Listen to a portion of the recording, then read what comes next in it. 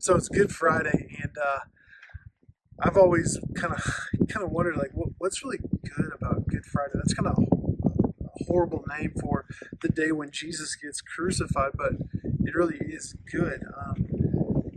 A question that I remember wrestling with when I was starting to grow in my faith is, really is that the reason, or is that the way Jesus had to pay for our sins was to die?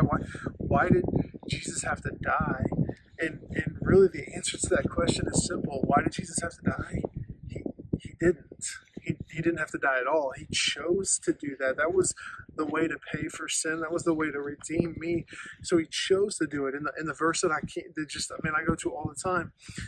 This is a verse that I try to quote to myself almost daily. A mentor of mine told me this years and years ago to just, hey, say this verse to yourself every single day, and it'll get you in the right frame of mind, a place of humility, and remind you what Jesus has done. It comes up on Good Friday even more. It's Galatians 2:20, and it says, "For I have been crucified with Christ. It is no longer I who live, but Christ who lives in me. And the life I now live in the flesh, I live by faith in the Son of God who loved me and gave himself for me." It is not a truer time than Good Friday to think of that verse. I've been crucified with Christ. It is no longer I who live, but Christ who lives in me. The life I now live in the life I now live in the flesh, I live by faith in the Son of God who loved me and gave himself for me. So no matter what is going on in my day, whether I'm struggling with something, whether I'm frustrated by something, whether I've let my pride flare up and let something be about me, go back to Galatians 2:20. No, I've been crucified because Jesus was crucified.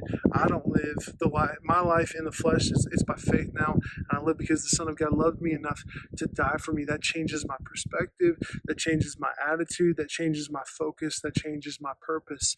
So on Good Friday, it is good because Jesus died for me. Jesus died for you, and that changes everything. So just remember that you have a God that was crucified, and that's the God that we follow.